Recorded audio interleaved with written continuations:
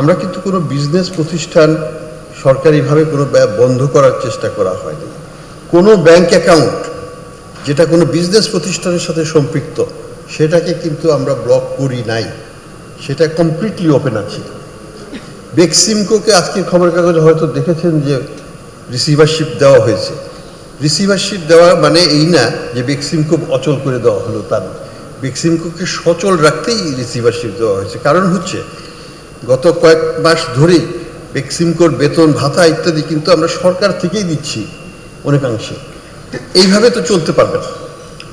আমরা ফ্যাক্টরি তো সরকার চালাতে পারবে না। সরকার এখন আমরা যেটা দেখতে চাচ্ছি যে বেক্সিমকোতে আমরা রিসিভারশিপ দিয়ে আমরা যেটা চেষ্টা করতে, ফান্ড যেন ডাইভার্টেড না হয়, যেটা এক্সপোর্ট হচ্ছে সেই টাকাটা যেন বাংলাদেশে আসে এবং সেটা দিয়ে যেন আমরা লেবারের খরচটা মেটাতে পারি, সেটা দিয়েই যেন আমরা আমাদের বাণিজ্যিক কার্যক্রমটা চালিয়ে রাখতে পারি। কোম্পানির value preservation is one of the objective. কোম্পানিকে মারতে 1 সেকেন্ড লাগবে না। আর্নিং বন্ধ করে দিলে কালকেই একটা কোম্পানি উইল ডাই, কিন্তু কোম্পানিকে বাঁচিয়ে রাখাটা কিন্তু অনেক চ্যালেঞ্জ। কাজে আমরা চেষ্টা করছি যে কোম্পানিগুলোকে বাঁচিয়ে রেখে, আমি এক্সিম ব্যাংকে গত মাসে 1000 কোটি টাকা দিয়েছি জাস্ট টু পে, 1000 কোটি টাকা জাস্ট টু পে গার্মেন্ট ওয়ার্কারদের বেতন দেওয়ার জন্য। তো এগুলো তো আমরা করছি।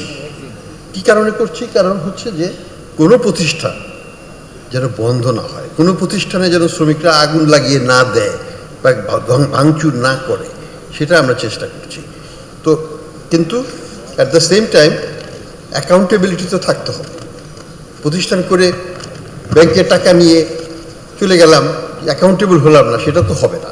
কাজেই আমরা সেই দৃষ্টিকোণ থেকে আইনগতভাবে দেশের ভিতরে দেশের বাইরে তাদেরকে অ্যাকাউন্টেবল করার জন্য যা করার দরকার সেটাও আমরা করব।